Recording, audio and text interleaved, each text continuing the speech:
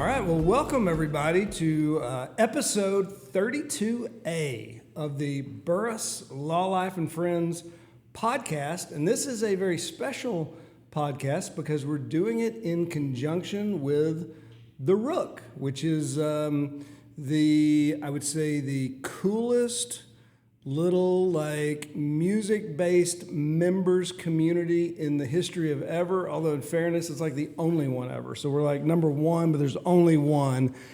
But today we have the Texas music legend, we have the Red Dirt icon, and the Oklahoma Music Hall of Famer, one of my personal favorites, the man himself, Stoney LaRue, in-house. How are you? I'm doing wonderful, my friend. Thank you guys so much for having me, and thank you for your patience on me getting here today. I really appreciate it. We were in the bus, so bus hours are very much... You're in the bus. Bus miles are different than regular miles, you know. Yeah, and I find, people probably don't really care about the story behind the story. Maybe 10% do, but I learned that the bus was coming, about an hour before the bus was here. And I was like, it's like 2 o'clock. I'm like, hey, guys, figure out a way to get 10 cars moved. And you made it happen. We made it happen. I mean, that's what kind of a mover and a shaker you are, That's Jason. right. I mean, we're overachievers around here. I love it. I'm glad to be here. Thank you for having me. Awesome. Well, welcome. Appreciate you for swinging by the Rook. I'm excited to get into it. I mean, first, we should just touch on it. I'm happy to have you as a friend, and I've got...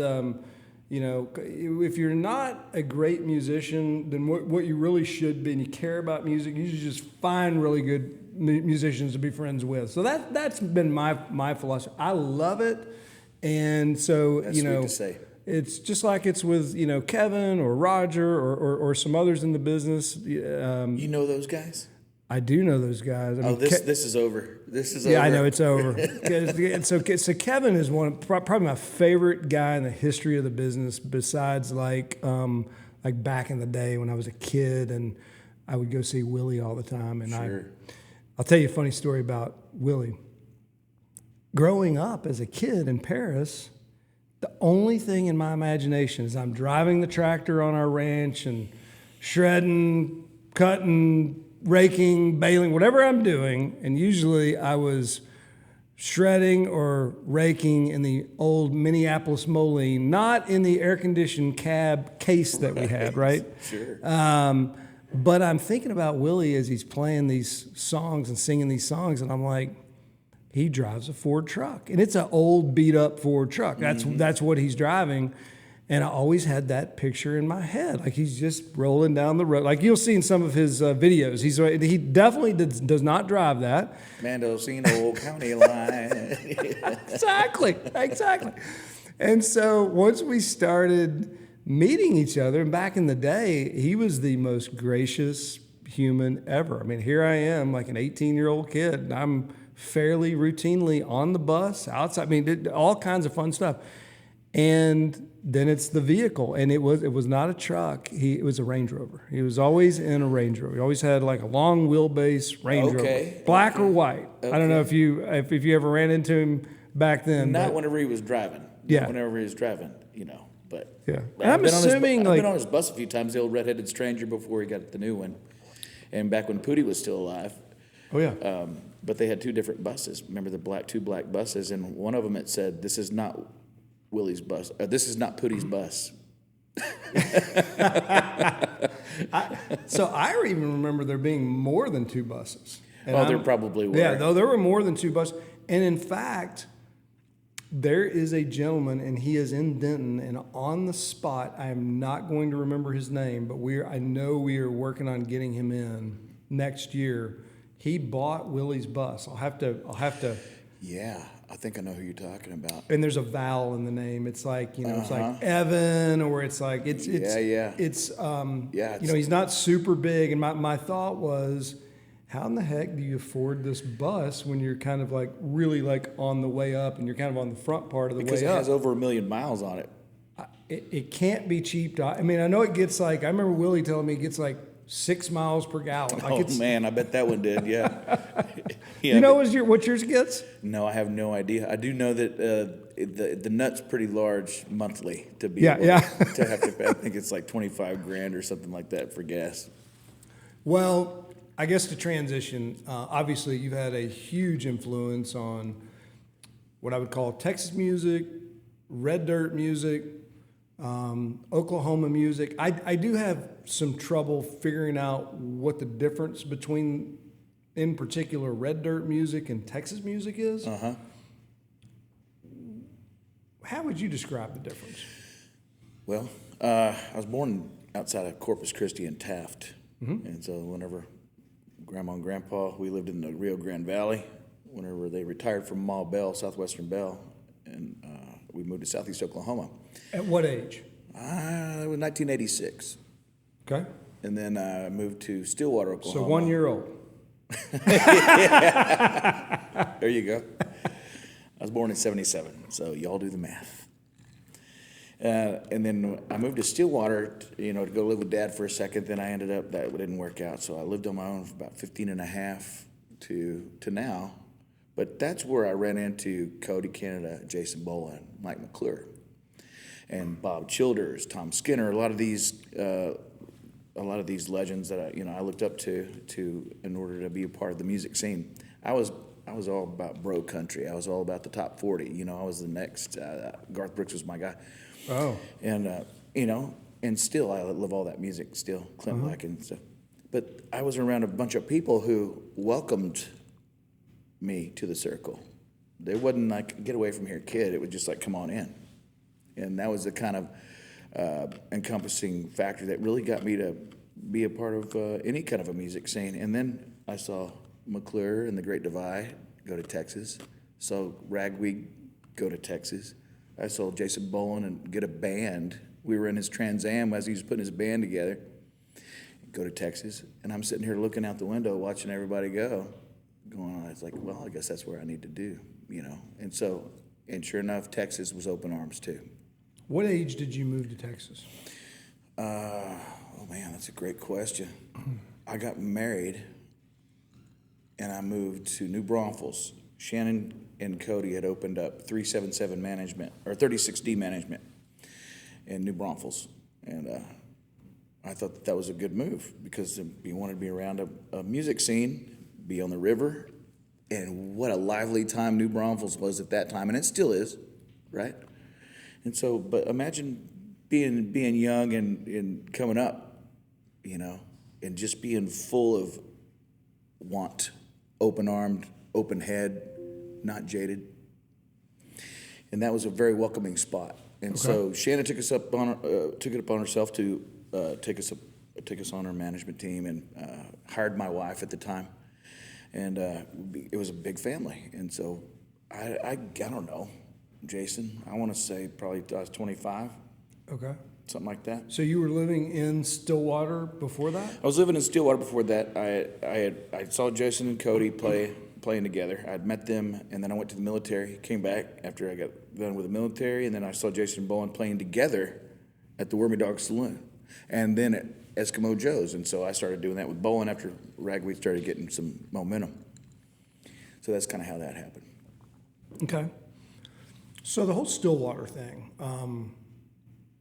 I think this may be surprising for you, but there's a whole bunch of Rook members who would have no idea what the Stillwater thing is all about, because I'm telling you, I didn't really understand it until the Great Divide came in. And J.J. Lester sat down. First of all, he made me play guitar. We're playing guitar and we're singing songs together, and his guitar is horribly out of tune. And I had to tell him, I'm like, you understand that it's so out of tune. He's like, it's really bad. And he couldn't get it in tune. It was the weirdest thing. It was after the show. He was great during the show. And I said, just don't play. Just let me play and then you sing. So he's singing along. I'm doing, it was a crazy thing. But in between there, I said, would you give me a lesson on the Stillwater thing? And he said, I'm going to give you a baby lesson, but here's what I want you to do. I want you to come up to I want you to come up wherever he lives, close to there, I guess. And he said, you're going to stay with me. You're going to stay upstairs. Perkins. You're going to stay upstairs, and then I'm going to take you around to Stillwater. I'm going to take you to all the spots. And I will tell you, You went with J.J. Lester around Stillwater. he invited me to his house for a weekend when he was here. They had a great time. The Great Divide had a great time. And it was a sold-out show. All of our big shows have been sold out. No doubt. Thank the Lord. But we connected. And he said, I want you to come up, and I want you to stay a weekend. I will tell you that I told him then, I said, man, I got a kid that's 12, I got a kid that's 10, and I got a kid that's 6. I don't know if it'll ever happen, but I would absolutely love to do it. But I think what got that whole thing started is I said, pardon me for the cough, I said, my wife's all-time favorite musician is Jimmy LaFave. And I introduced her to Jimmy LaFave. And so he's real close to mine. And that something happened. How long ago was this? Huh? How long ago was this? This was about a year ago. Yeah, it was about a year ago. Introduced to his music. I have listened to Jimmy LaFave since probably 2000. Mm-hmm. And when did he pass away? 3 years ago? 4, 5? Oh, probably more, a little more than that. Yeah. So in our conversation talking to JJ, as soon as I mentioned Jimmy LaFave being my wife's favorite, and that all of a sudden the eyes got bright, and he was like, "Okay, you're not just talking about Cody Canada or Turnpike or whatever. I mean, you really have interest." I think he saw that, so Jimmy LaFave, he was the guy. I mean, he traveled Europe a million times, right? I mean, he sang with Bruce Springsteen way down younger on the Indian Nation, riding my pony on the reservation with Springsteen. I mean, there's a recording of it, them together, and hearing those two voices, talk about a powerhouse, right? I mean, have you ever heard of Jimmy LaFave, Lee? Okay. It's absolutely amazing. And there's a bunch of people who haven't, and if you've never looked up Jimmy LaFave and streamed his music, you are totally missing out. Amen again. Yeah, you're not wrong, man. His voice will just bring you right to tears. He'll just melt you right there in a puddle. So you knew him. I did, very well. Ever play with him? The last thing he said to me before he passed was, "I've got a picture for you that I need to get to you." And then he passed away the week later, and I still don't know what picture it was. Did you know he was sick? Yeah, he was ate up with the Cancer, C word. Yeah, right? Yeah, mm-hmm. Hate it. Yeah, I do too. But he was huge in the Woody Guthrie movement, and that was one of the great parts about. And he loved the Rolling Stones. He loved. Gosh, after we get off this podcast, I'm gonna find this thing that you need to listen to, and it's probably one of the most awesome. My verbiage is going to be a little bit off today. We got to be honest with you. Thanks to Veuve Dupont last night, but it's by it's the rock and roll band. Come on, Keith Richards. Rolling Stones. Rolling Stones. And just a little band out of it's a little band. UK. This excerpt of this song that he does. I mean, you talk about it. It makes me just want to put the guitar down, and that doesn't happen. You know what I mean? But just him and a guitar with that much emotion, you don't realize there's not a band. That's how fulfilling it was for me to listen to. I can't wait for you to hear it. Okay. So sorry to get off on the tangent. No. I took us, and that's the whole point. I mean, we're 10 minutes into this thing. I've not even looked at my notes, so that's usually the way it goes. But send me back around to the Stillwater thing and educate the folks who are going to watch this. Okay. Either listen or watch. We do both. But on the Stillwater thing, and how important was that, and what was it all about? Integral. There's a guy named Bob Shoulders. Whenever he kind of took me under his wing, and he lived in a scamp trailer. You know what a scamp trailer is? It's about half the size of this room. Whenever I went to go visit him, I just had my guitar, and he was taking a bath in the pond. Go on in the trailer, Stoney. I'll be there in a little bit. Just taking a bath. Welcome to the world of Bob Childers. Welcome to Woody Guthrie. Welcome to folk music. I mean, he's known as the father of red dirt music. That's correct. And he was an integral. In fact, Jason Bowen put out a newspaper clip whenever he was looking for a band that said, "Must be must know how to play guitar, must know how to play drums, must be astute, must be a songwriter, must be a fan of Bob Childers. Oh, nice. And that was hung on Bob's wall so I was kind of looking around, like there's a typewriter here and a bed right here. Yeah. There's a joint right there. There's a newspaper clip right here. And so I'm sitting there just kind of looking at everything, just going like, wow, this is where it starts, I guess. Yeah. And then we sat down and wrote a song, and that's kind of where it began for me with Bob and the Red Dirt Scene. Okay. I had met Jason and Cody again prior, until when I went away, and then I came back. And whenever Jason and Cody, I came back, it was my birthday. Cody, I go up to the Wormy Dog Saloon where they were playing. Cody says, "Get up here, Stoney." What day is your birthday? April 28th. Okay. I'll have to remember that. Yeah, thank you. And thank you for asking. Yeah. And then I would get up on stage, and Cody pours a pitcher of beer over my head. "Happy birthday," sing a song.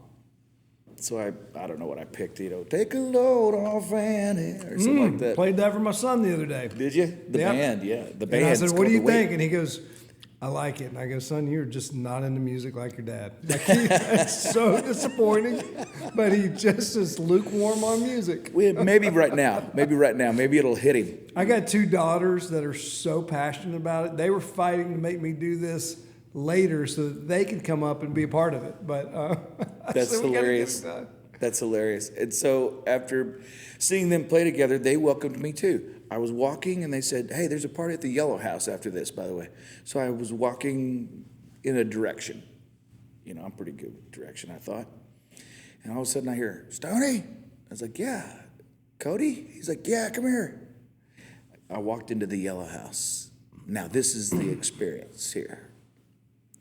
You're a young man. You don't have anything. No salt, no pit, etc. I walk into the Yellow House to the smell of Nag Champa and marijuana and black lights and a bunch of people and loud music. And Cody says, "Here's a shot. Happy birthday." And I said, "I don't take shots." He goes, You do now." And it was a shot of rum, and I think I coughed through it, Yeah. Wanted to go outside, bar. He goes, "No, keep it down." And just walk through this. It reminded me of a dream. It's like something that you couldn't make up. If I tried to picture it for you, like there's grass growing up through the carpet. There's a hot tub outside, but it's full of beer cans. No water. We had a resident squirrel. I ended up living there after a while. We had a resident squirrel that woke up on my chest. We named Carl. I'm serious. I'm not even kidding.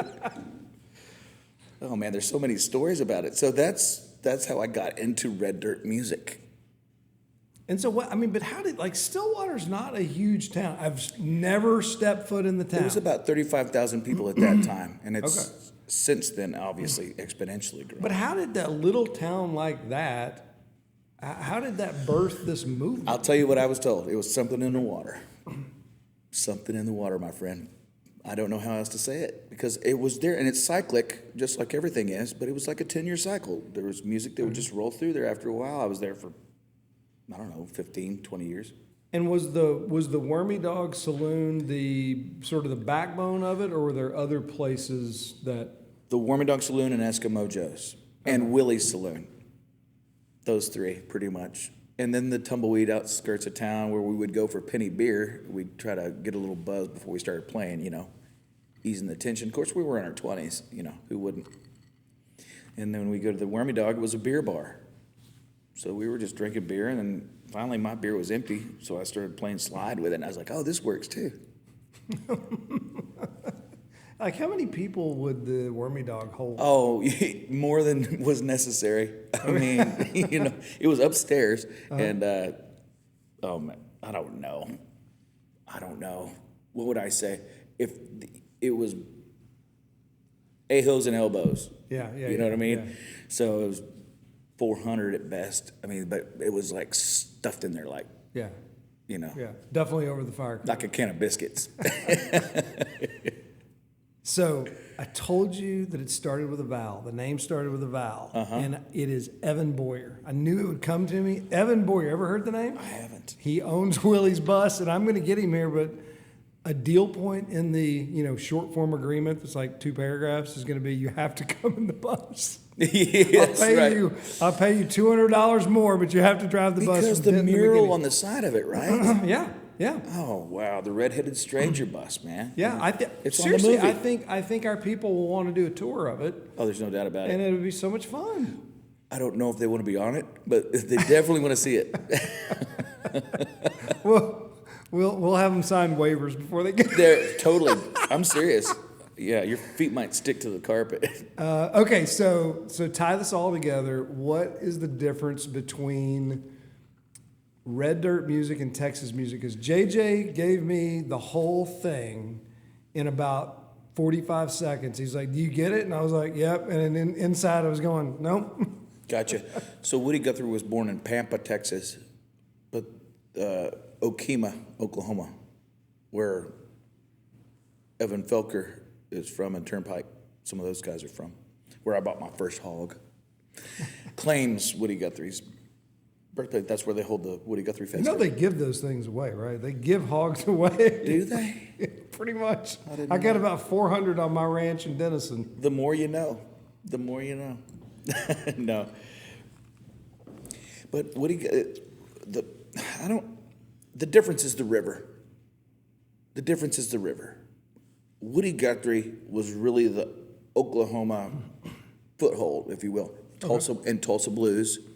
So you've got that kind of culmination, right, of Eric Clapton, J.J. Cale, and Leon Russell, and a lot of those guys from Tulsa.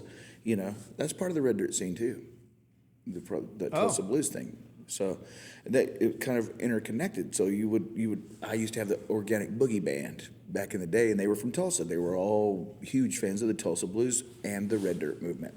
And Scott Evans and Brad James and just the list goes on and on of people that were in a band called Medicine Show way back in the day. And I don't know if you've heard of them yet, but yeah, that's old school. The difference being, I guess Oklahoma's a little bit more, dare I say, laid back. Texas is more, the culture is the music. Food, I think, whenever I think of Texas, I think about food. I think about music, and I think about, I don't know, comfortability, being around people. I mean, everybody's so nice and just loving. Oklahoma's similar, but it's not the same.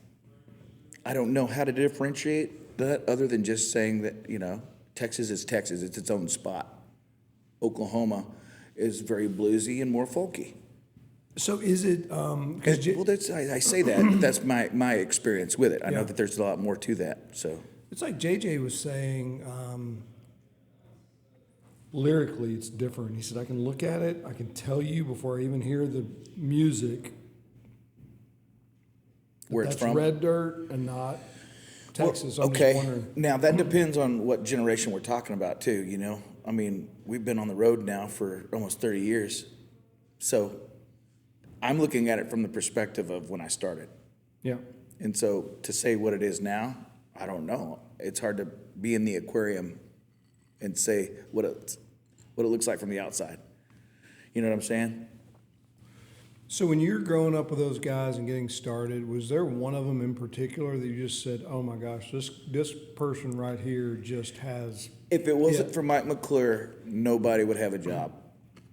I'm talking bowling, I'm talking ragweed, I'm talking, he really set everybody wanted to emulate him and the way he did it. He's awesome. You don't know, I don't know that you know Maylee Thomas. You know Maylee? I'm not sure if I do, bro. So the mayor, the immediate prior mayor is George Fuller. Okay. He's a member of the Rook. He and his wife Maylee have been in a band for 30 years. For sure you've met him. Uh-huh. You just wouldn't remember. She's a hippie chick. They've been in a band, and she has a show on 95.3 The Range called Texas Homegrown Music. Well, anyway, I'm trying to get into the bank a day or two ago, and she said, "Would you like to rolls down the window. She's driving by and she goes, Mike McClure and his wife, would you like to get them in? I was like, well, we had the Great Divide in. She goes, well, I know, but would you like to get them in? I was like, yeah, I mean, The duo. The duo, yeah. Absolutely, they're great. Yeah, I think that would be good. Oh, it would be amazing.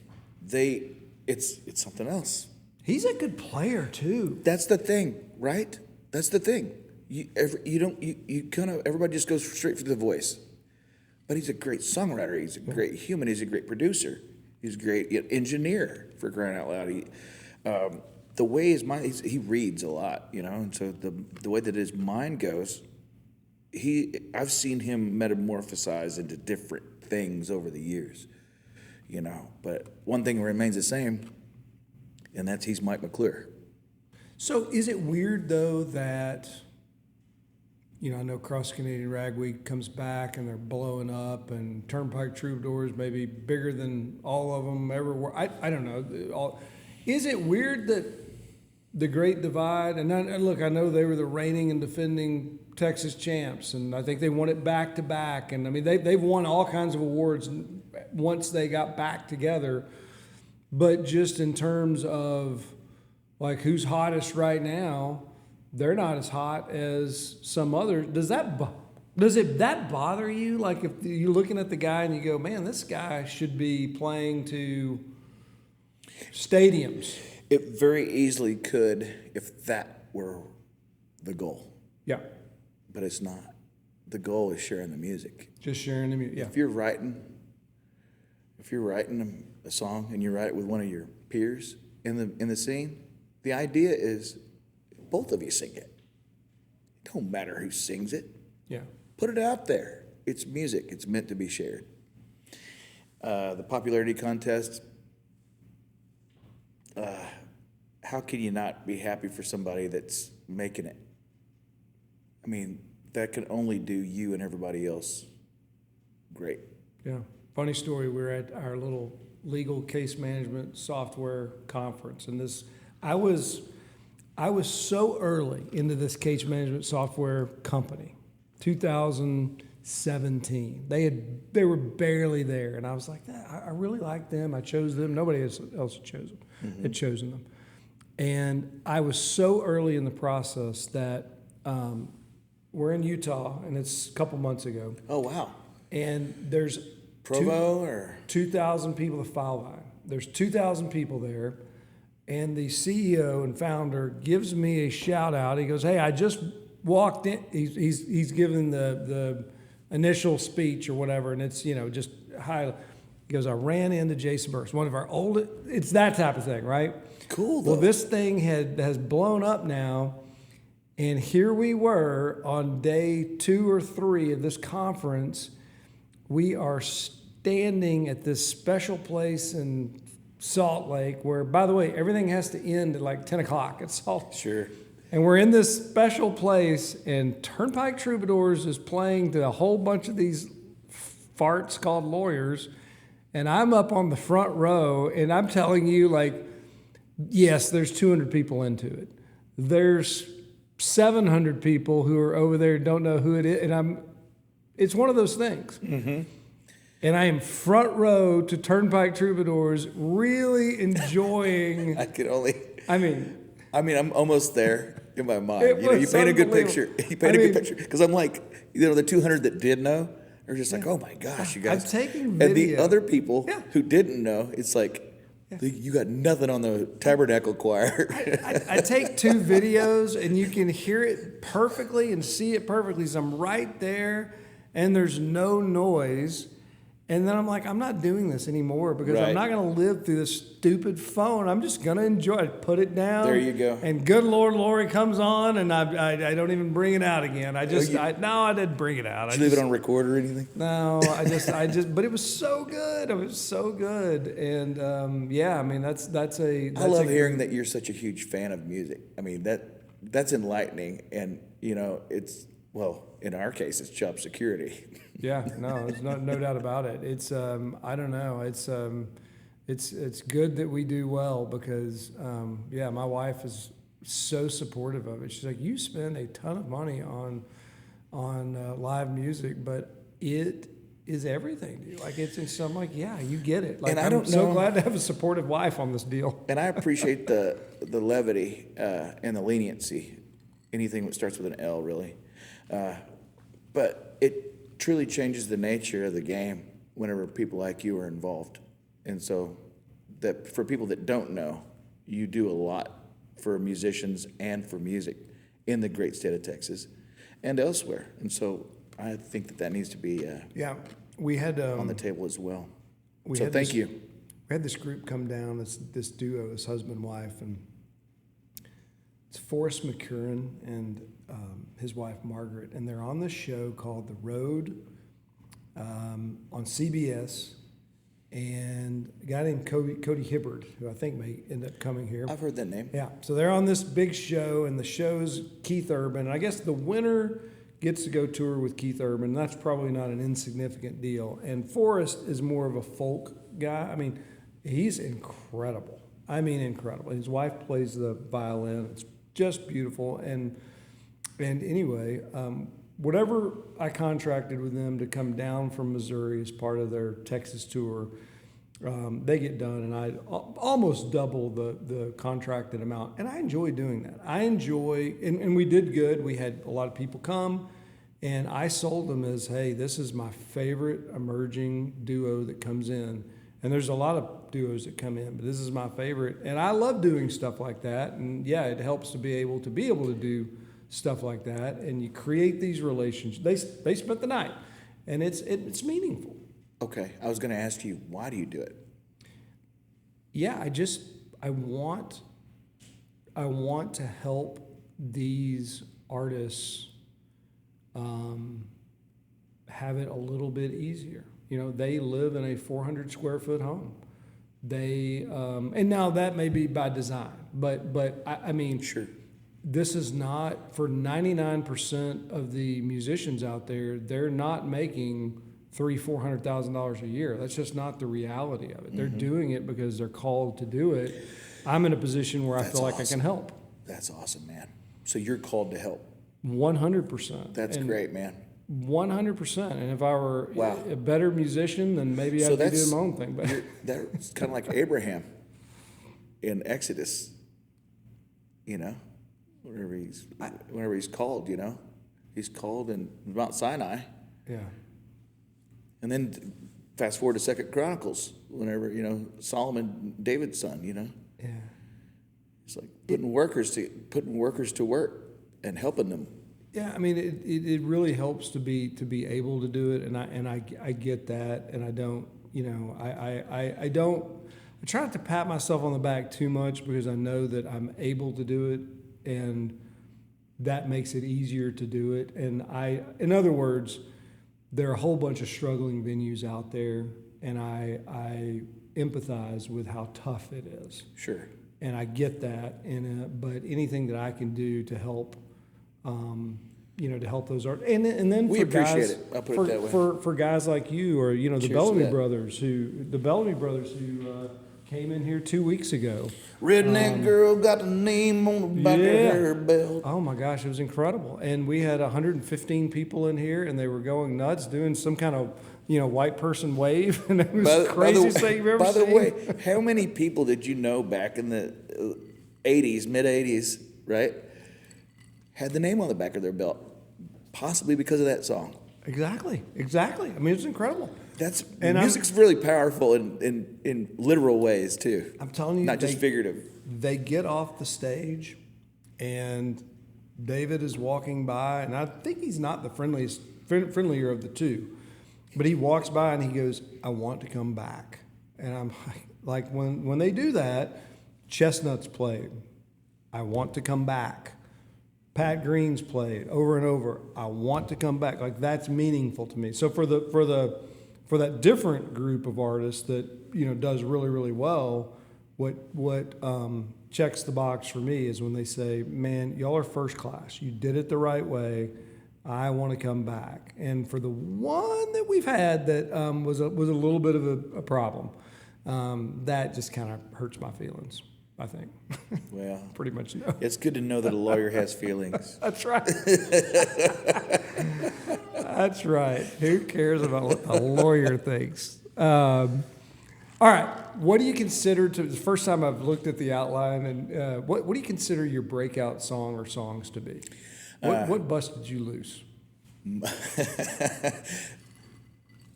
My most popular songs are songs that I haven't written. Brandon Jenkins, I was 17 when I watched him at Willie's Saloon in Stillwater, Oklahoma. Big guy.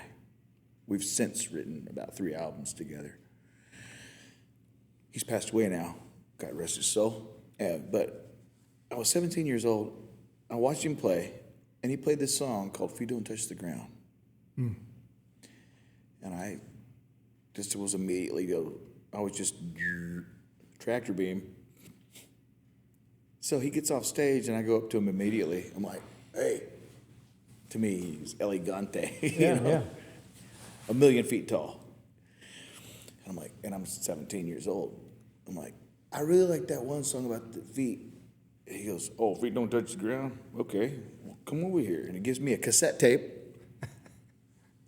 So I have since bought Bob Childers' Bronco 2 that he used to deliver pizza in for $500.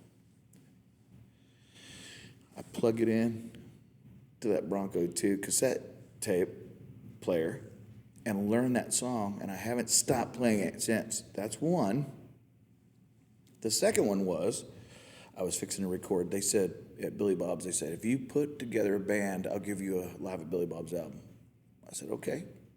This is Rick Smith Music, before he passed. I said, okay. So I went and put a band together. But then I was at the deli in Norman, Oklahoma, and I saw this guy, Mike Hosty. And he was playing this song called Oklahoma Breakdown, which Toby Keith had a version of it. Have you ever heard that? Think so, yeah. And so I asked him, I said, is it cool if I record that song? I'm doing a Live at Billy Bob's here in a couple of weeks. He goes, absolutely. And it was the #1 song in Texas in 2007. Wow. For the whole year. Those were my breakout songs. Arguably, I don't know if I'd be in the same position that I am now. And thank you, fans. Thank you, Jason. Thank you, Lee. Thank you, everybody that listens to the music for keeping me in a position like this. I've been without a job since I was 21, and I'm 48 now. Yeah.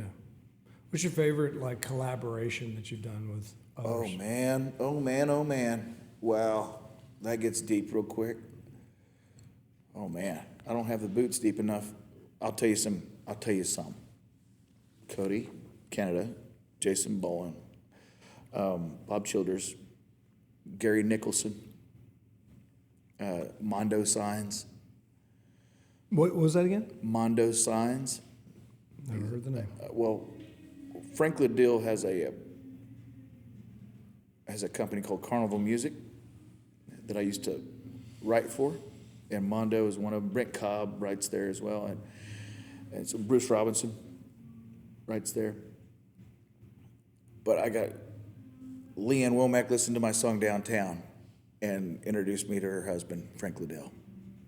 And that kind of, because she's a Texas girl, you know? Yeah. And so that kind of made that wheel start rolling in that Nashville way. Nice. Mm-hmm.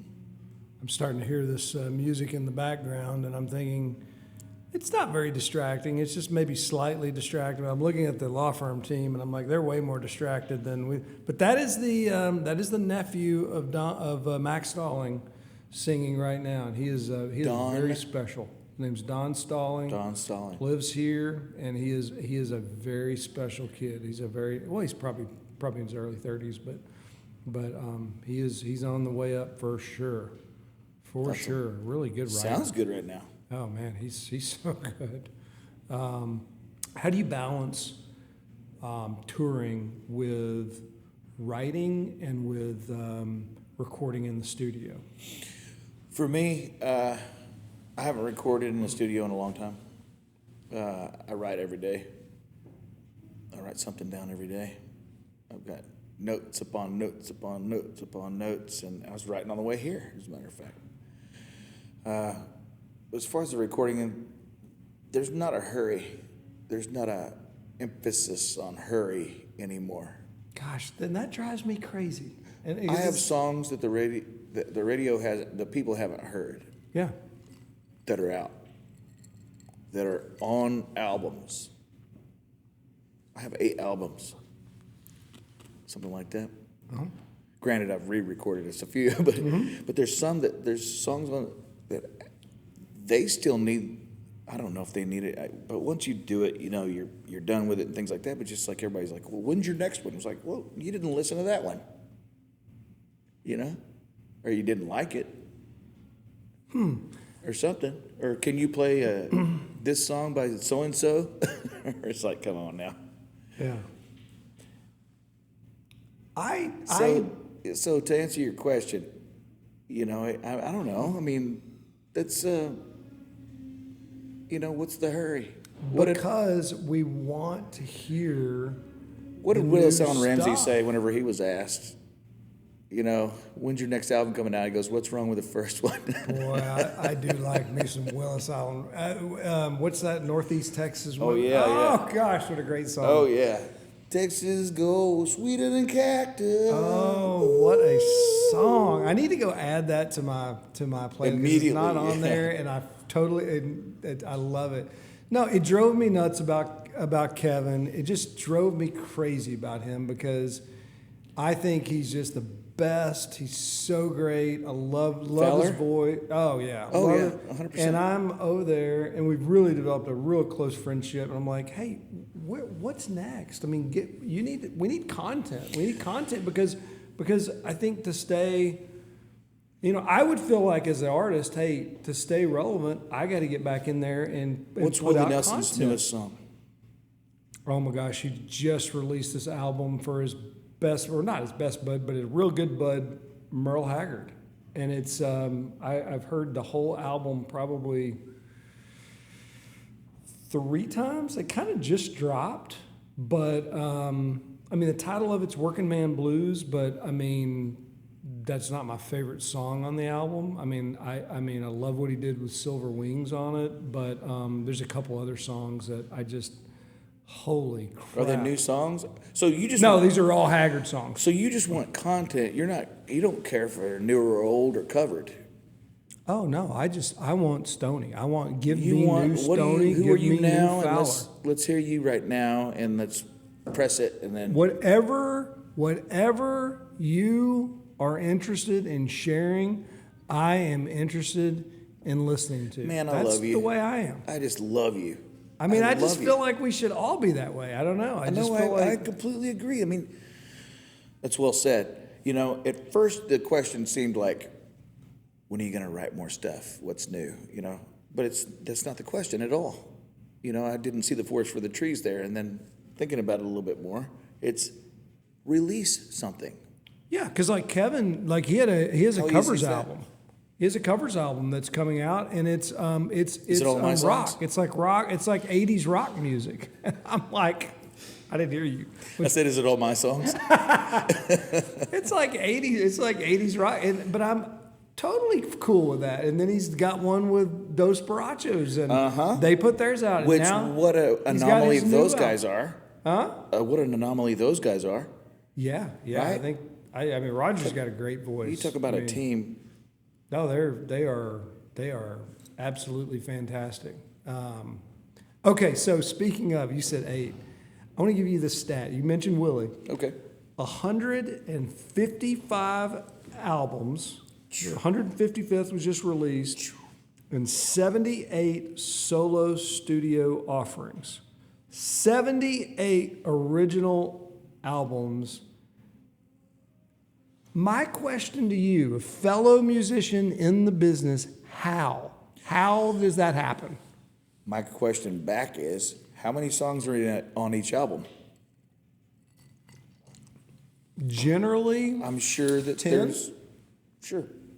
He's not doing a Morgan Wallen, let me release 35, which I think is dumb. But generally, these aren't like, 6-song albums. These are 10, 12. Why is it dumb? Why is it dumb to release 35? Why is it dumb? It's oversaturation. It's a terrible. It's too idea. much. It's way too much. Way too much. Way too much. It's marketing idiots. I mean that's to put it lightly. I got you. Okay. It's too much content. Because I think he's a great person. I mean, he's a great guy, but I could see how what your point is. Like, why not 3 albums? You know, at 11 and a half songs a piece. Yeah, but how do you do 78? How do you roll in there 78 times? I'm not 93 or how old is 92, Willie? 92. 92 years old. I'm not 90. His birthday is April 29th, by the way. Sort of. What's that? April 29th or April 30th. He doesn't really know which one. He celebrates both days. That's the truth. When I grew up, it was largely listed as This is going to be 30th. a movie. I mean, it just... At the stroke of midnight. one Willie of was those born-ish. He wasn't quite sure, so it's celebrated on both days. Which That's I really think funny. is really cool. He used to live in my hometown. Nobody knows that. He worked on the railroad. In Paris? Yeah. Yeah. No way. Yeah, he was going to be a Methodist preacher. Like back in the day, He played a preacher in one I of the even movies. cut a song with him back in the day. You did not. Yep. What? Yep. Okay. Yep. For not only me but the listeners. It wasn't a hit. It wasn't. Let's hear it. But no, it was a deal that they did through Southwest Texas State So University. could you find it? Yeah. Through Dr. Hartman? Well, pardon me? Through Dr. Hartman? David Hartman, the guy in charge of the music at Texas State? Oh gosh, I don't even remember the name. I really don't remember. We recorded it. We did not record it at Pedernales or anything like that. We recorded it at a place called Sonic Studios. Mm-hmm. It was in San Marcos. Sure. So it was. I think that's still there, as a matter of fact. Is it really? Yeah, it's Sonic. Yeah. Yeah, but I don't remember But I took a music class and I don't know, won some little deal and anyway. It was. I have it on tape somewhere. My wife's listened to it. Did you do the show there? In front of the auditorium? No. They had a stage there? No. I did one there one time with Cindy Cash Dollar, Gary P. Nunn, myself. Yeah, I'm not very good, Stoney. I mean, I just don't want to let some cat out of the bag here, but I have played in the front of Green Hall a few times. You don't have to be good to record. You said you recorded with Willie. Yeah. That's enough, bro. It was like I don't Southwest know Texas had something on him. How do you not have that on the front of the building right now? I recorded with Willie. Well, so Southwest Texas, they have a That's Willie. what I want to call this place instead of the Rook. Yeah. I recorded with Willie. They have a Play here.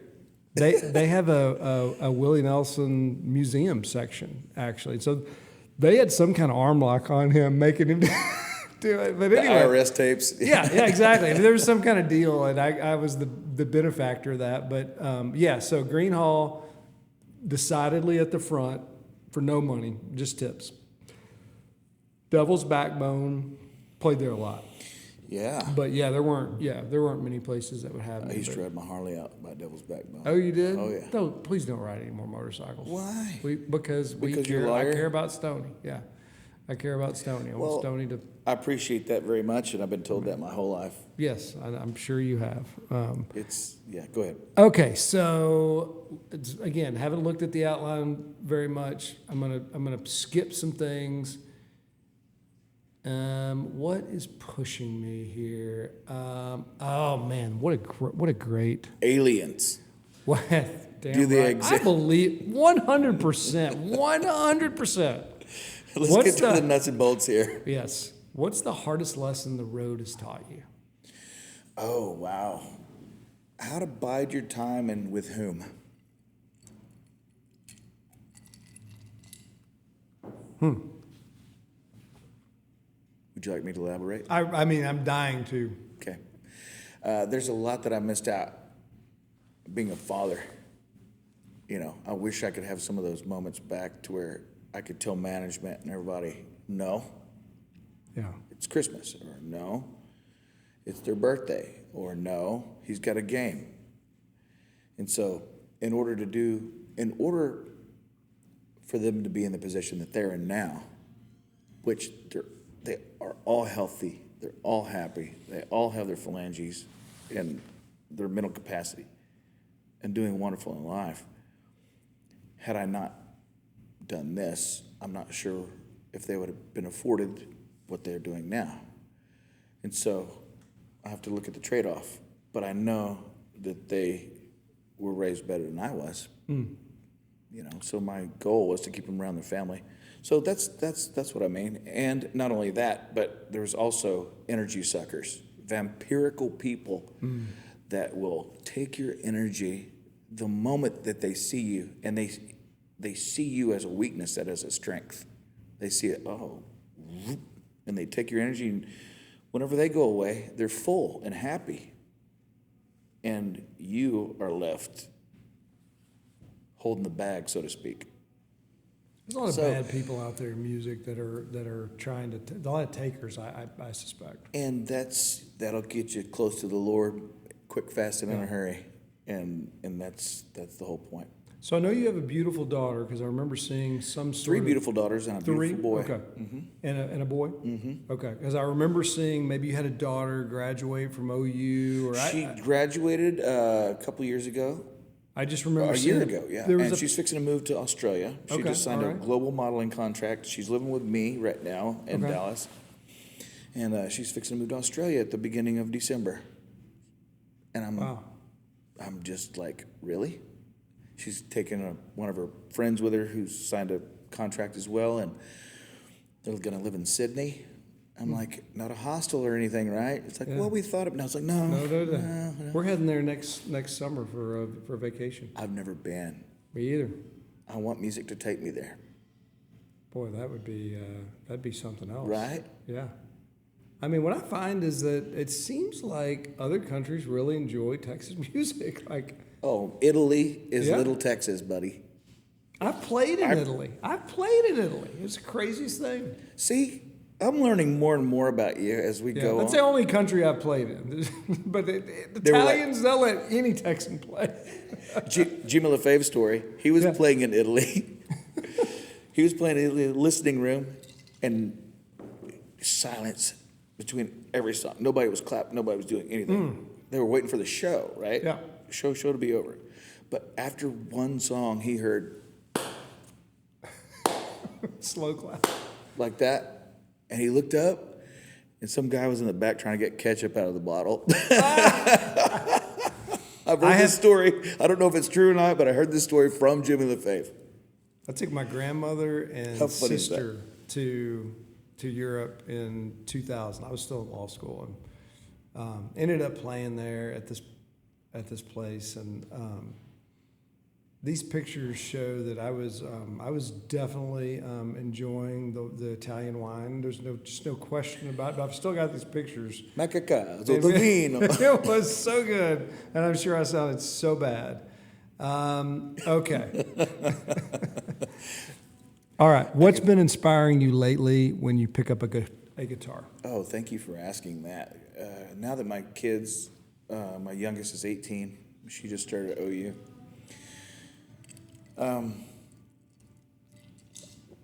I'm inspired by their success, and I'm inspired by the inner self searching for spiritual growth, as opposed to the looking out there and thinking that you can grab this and that. It's an inside game, and the more that I pay attention to that and read my Bible and have daily devotion and things like that, it's really changed the game and brought a lot of peace and harmony to my life. So that's the daily goal. Nice. When I think of your music, I definitely don't think like traditional country. I think of like roots. I think of soul. I think of rock. I guess you have to throw in the red dirt. But like, how do you just, because you're definitely not like, God, you got one of the best voices ever for this type of thing. Whatever this thing is. Thank you. You're different than, so I mean, I like, he may be your best friend, and I know he's really close with Kevin. I can't stand Cody Johnson. I don't like it. We were at Kevin's deal where he played the Opry, and Cody was there. And there were people that were with me that were like, hey, can you go introduce me to Cody Johnson? I was like, no, but I can 100% introduce you to Kevin Fowler. You're talking about the approachability? No, I'm really Cody Johnson to me has just got this twangy thing, and I know he's super talented and he sells 1 million albums. That's all great, but your stuff's different. What is it? How do you describe your thing?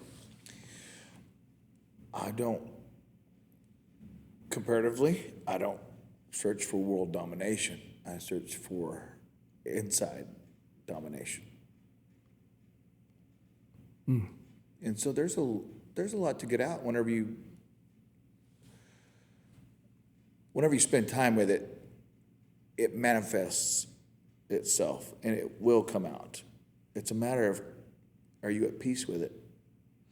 It seems like you're into what you are proud of, what you can look at, put out, and say, That's right. I like that. That's right. That's super cool. Instead of, you're gonna do it what the does rest 1 of your million life. people like? You're going to do it the rest of your life. Yeah. Why not enjoy it? Yeah. Enjoy what you're doing, because otherwise, you've heard this adage 1 million times, I'm certain, both of you, Lee and Jason, is that, be careful about what you write and sing, because you're going to have to be doing this the rest of your life. Oh, yeah. Who's the... Ray Hubbard, I think. Yeah. Yeah, it was either him or Gary P. Nunn. One of them was talking about... I'm sure that it's been passed around. Yeah, It's like, yeah. no, I said that. No, I said that. Yeah, I don't remember if it was up against the wall or... okay, let's finish with... That's exactly right. Yeah. It's that song. Yeah, okay. Let's finish with some rapid fire. I love rapid fire. Okay. Favorite venue to play? Man. People make the church.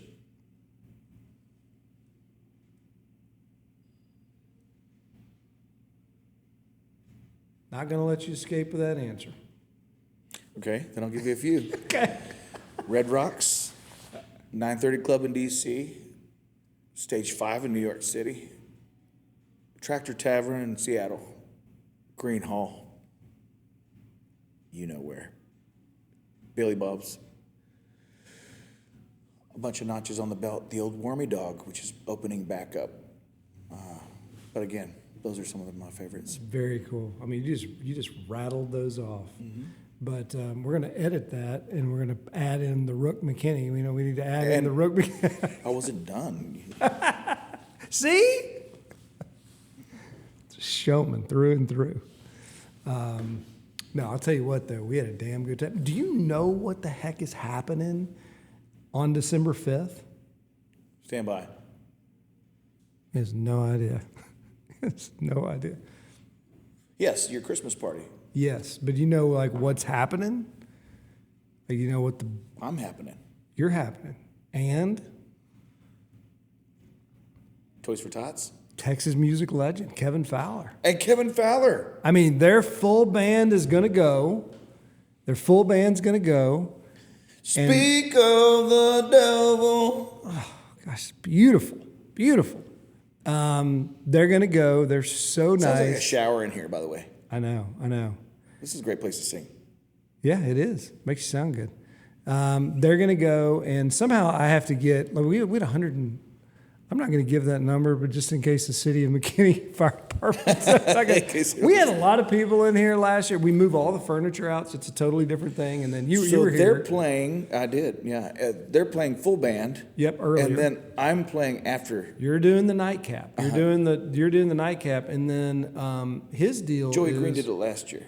Yep. Which he was the only, like, I have to figure out a way to have a totally different atmosphere, because it doesn't have to be a listening room for Kevin, but it's got to be different than it was for Joey Green. But for Joey Green, it was fine. It worked great, and it was all hell had broken loose. If it's a listening room for Kevin Fowler, he'll make you get out of your seat. And that's what you want. But what's different with Kevin than Joey and others, Kevin will command that room 100%. But you got to let people have time, especially in the holiday season. You got to let them time to visit. Mm-hmm. And it's always my wife's friends who are they're the talkers. But for you, it turns into a total listening room, which is just such a turn on. Like, golly, I love that. We did that last year, and it was quiet as a church mouse, and You got a whole bunch of people who are going to be here who are going to yell out the songs they want to hear, which I think is cool. That's the coolest part about it is like, Yeah. hey, I'll be your jukebox. Like, that's the easiest way Yes. to do it because, if it wasn't for them, there wouldn't be this, Yeah. honestly and truly. And so I'm so very grateful. Thank you, Jason. All right, back to our rapid fire. Okay. Favorite, or how about go-to drink after a show? I've had a great show. What's the go-to drink? Maker's Splash of Coke. Dream collaboration. Willie. Got it. Have you ever recorded with him? Never. Favorite songwriter alive today? Alive. Wow. Good one. Favorite songwriter alive today? Man, I don't know, bro. I don't know.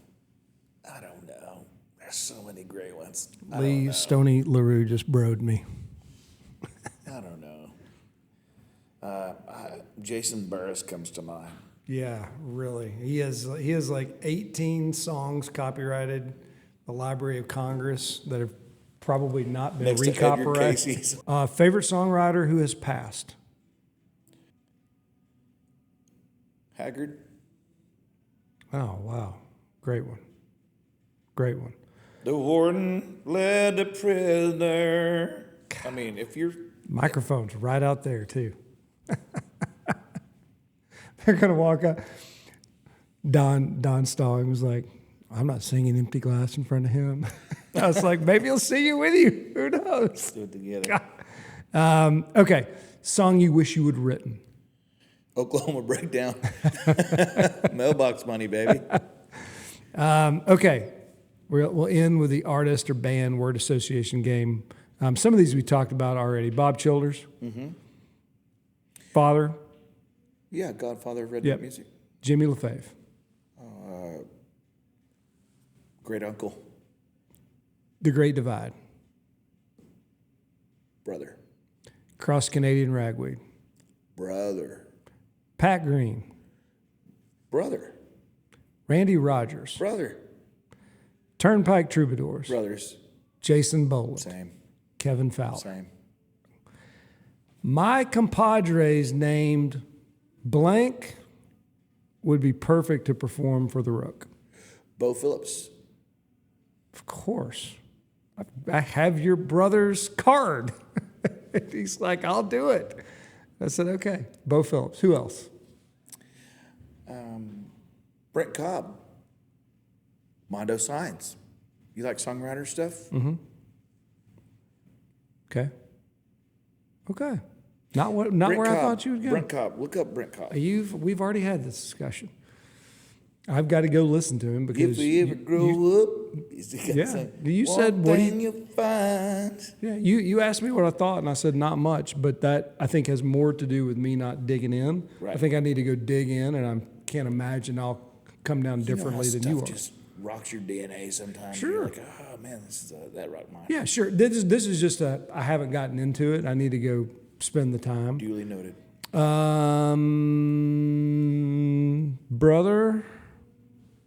That's all I got. Man, what a pleasure to sit down, and I'm sure our Rook members will enjoy the heck out of this. I'm hoping that we have some out there who will want to maybe meet you, and then in a few short weeks we're gonna tear it up. We're gonna rock it. I need to make it up to you for my absence and my throat disability the last time. Man. I know that was and thank you for understanding. I know you do the same for me. I appreciate it. Hey, if it works, it works, and if it doesn't, we just move on to the next one. What did Hank Jr. say? If it will, it will. Yeah. If it won't, it won't. I mean, that's what it is. Yeah. Yeah. I don't know. I look. If it's meant to be, it goes, and if it doesn't, you just move to the next one. Can I take one small tangent here, if you don't mind? Yeah. With your permission? Of course. This place is called the Rook. I put two and two together whenever I saw the painting of I believe it was the actual rook on the chessboard. I think it's downstairs. Upstairs, right through there. Okay. Where do you signed? I've yet to play a game of chess with you. You know what? You would beat me in a game of chess because I don't play chess. Unbelievable. How about? I would love to play chess. You're a chess guy, Lee. See, There now you I'm go. afraid because the way he goes, I play chess. You I'm met afraid people to say Jaden. I play. You met Jaden, who's he's playing server today. He sometimes plays bartender, but he's an actor and he's a good chess player.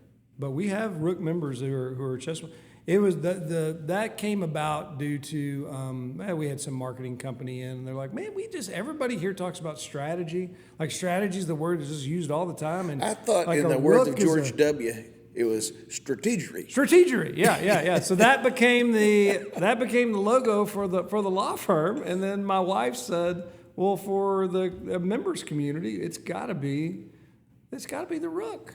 And but anyway, I'd love to play chess. I think I would be good at it Oh, you absolutely would. because I'm good at risk. I'm good at certain things, but I would get killed by you in chess. No, I doubt that I would very be an easy mark. Doubt that very soon. Good idea for a song. I'm an easy Boy, mark. that is a good idea for a song. Yeah. Way to You go. write it, I'll proof it, put one word in, and take half credit. There How we about go. that? Hey, a third because Lee's in the room. There you go. He's in the room. He smiled about it. So I've enjoyed the time. thank you so much. All right, ladies and gentlemen, that is episode 32A of the Burress Law Life and Friends podcast with the great Stoney LaRue. We'll see you next time.